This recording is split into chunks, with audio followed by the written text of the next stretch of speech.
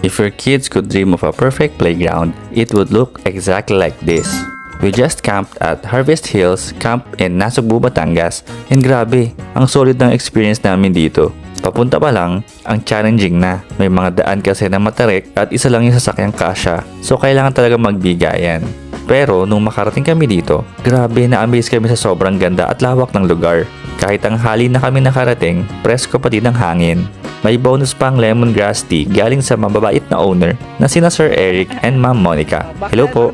Nakakatuwa to see your kids. We already had lunch along the way kaya nag-start na kami magtayo ng tent. They have 8 camping areas and dito kami pumwesto sa Camp 8. Masasabi kong pinakamagandang spot kapag merong bata kasi napakalaki ng area para takbuhan at mas marami ding shade dito. May malaking kubo pang pwedeng silungan kapag mainit na at meron ding outlet for charging. They also offer glamping tent for 4, price at 4,000 kasama na lahat ng basic camping gears. 700 naman ang entrance if you have your own tent. Malinis yung bathrooms nila and may tissue pa nga at bidet. Nakakatuwa, diba? Mga simple comfort na nagpapasaya sa atin. May 4 outdoor showers din and sinks available for everyone to use. We also tried checking out their access to the river. Pwedeng maligo dito pero need mo lang mag-ready sa mga approximately 70 steps pababa. May mini hiking experience ka na, may free cardio exercise ka pa.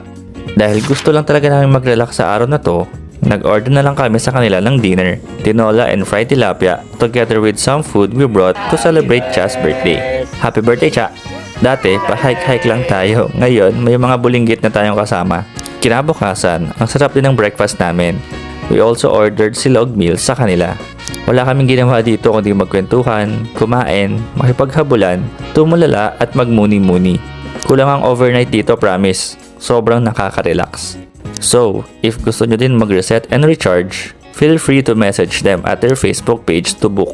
So yun lang guys, till our next camping trip. Bye!